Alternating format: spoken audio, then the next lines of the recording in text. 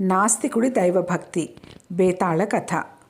పట్టువదలని విక్రమార్కుడు చెట్టు వద్దకు తిరిగి వెళ్ళి చెట్టుపై నుంచి శవాన్ని దించి భుజాన వేసుకొని ఎప్పటిలాగే మౌనంగా శ్మశానం కేసి నడవసాగాడు.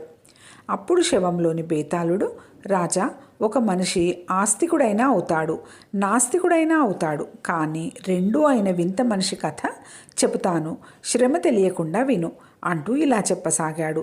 ఒకానొక నగరంలో రామన్న అనే ఆస్తిపరుడు ఉండేవాడు. ఆయన కష్టాలలో ఉన్నవారికి, పేదలకు సహాయపడుతూ దయగలవాడుగా పేరు పొందాడు. అయితే అతను పరమనాస్తికుడు. అతనికి గుళ్ళలు, దేవుళ్లకు పూజలు చేయటంలో నమ్మకం లేదు. ఇతరులకు చేతనైన సేవ చేయటంలోనే మానవ జన్మకు సార్థక్యం ఉందని ఆయన గట్టిగా నమ్మేవాడు. ఒకసారి రామన్న రెండో కొడుక్కు ఏదో వింత రోగం పట్టుకొని మాట పడిపోయింది. నగరంలోని వైద్యులెవ్వరికీ ఆ రోగం అంతు చిక్కలేదు. రామన్న బంధువులు, మిత్రులు కూడా ఏకకంఠంగా, నువ్వు నాస్తికుడివి, దేవుడు నిన్ను పరీక్ష చేస్తున్నాడు, అపచారమైపోయిందని లెంపలు వేసుకొని దేవుడికి మొక్కుకో, నీ కొడుకు నయం కావచ్చు అన్నారు. నాస్తికుడైన కారణంగా నేను దేవుడికి కానీ మనిషికి కానీ చేసిన అపచారం అంటూ ఏమీ లేదు. తనను నమ్మని వారిని వేధించేవాడు ఏం దేవుడు? నేను మాత్రం దేవుణ్ణి ఏమీ కోరను అని రామన్న అందరికీ స్పష్టంగా చెప్పేశాడు. ఈలోగా ఆ దేశంలో ఒక ప్రత్యక్ష దైవం వెలిశాడు. ఆ స్వాముల వారు ఎన్నో మహిమలు గలవాడని, గుడ్డివాళ్లకు చూపు కూడా తెప్పించాడని గోలగా చెప్పుకున్నారు.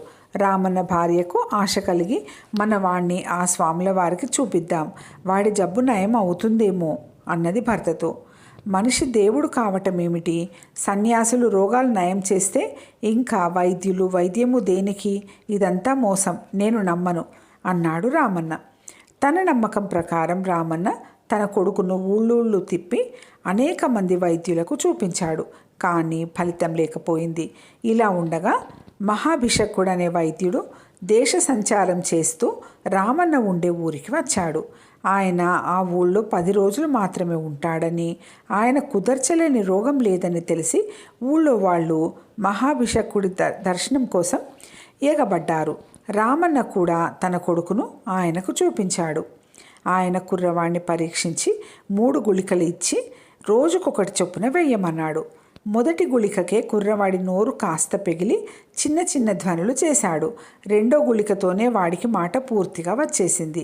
రామన్న తన కొడుకు 3వ గుళిక కూడా వాడినాక మహాభిషక్కును కలుసుకొని, స్వామి, తమరు సామాన్యులు కారు, మీ గురించి ఇంతకాలము నాకు తెలియకపోవటం నా దురదృష్టం అన్నాడు.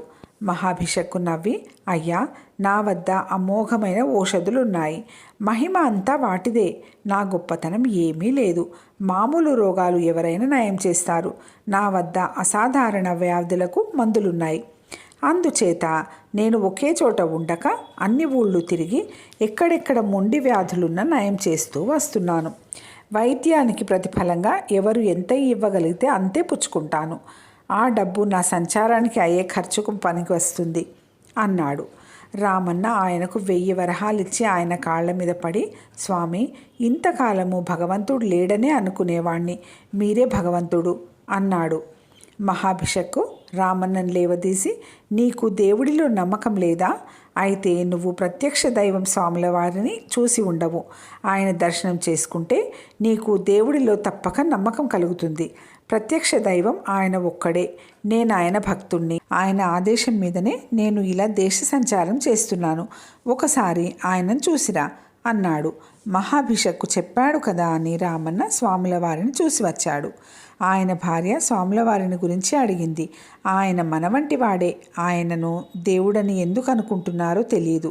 ప్రత్యక్ష దైవం అంటే మహాభిషక్కుడు ఒక్కడే అన్నాడు రామన్న.